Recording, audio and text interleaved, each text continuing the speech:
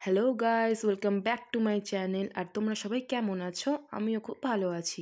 আমি ব্লগার অনন্যা চলে এসেছি একটি নতুন ব্লগ নিয়ে, একটি নতুন দিন তোমাদের সাথে শেয়ার করতে। আর এখন বাজতে যায় প্রায় 1টা, আর আমার এখনো স্নান হয়নি। মা বলেছিল 1টার আগে স্নান না করলে আমার পিঠের ছাল তুলে দেবে। মা যেহেতু বলেছে আমার ছাল তুলে দেবে, তাই নিজের ছাল বাঁচানোর দায়ে আমি চলে গেলাম স্নান করতে।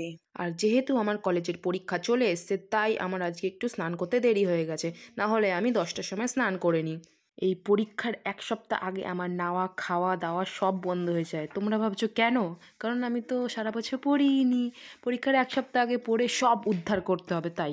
তো সকালেই মা আমাকে বলেছিল স্নান করে একটু গপুকে খেতে দিয়ে দিতে, অর্থাৎ পুজো দিয়ে দিতে। তো আমি সেই মতোই স্নান করে, একটু দেরি হয়ে গেছে স্নান করতে, তাও স্নান করে আমি গপুর ঘরে চলে এসেছি। এই হলো আমার ছোট্ট গপু সোনার টেবিল, যেটাতে আমি গপুকে খেতে দিই।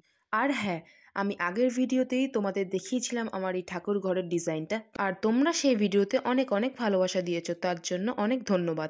তো আমি আজকে গপুকে খেতে দেবো আঙ্গুর। আর আমার ভিডিও তোমাদের কার কার ভালো লাগে তোমরা সেটা কমেন্টে জানাবে। আমার পুজো দেওয়া শেষ, আজকের মতো এইটুকানি। দেখা হচ্ছে পরের ভিডিওতে।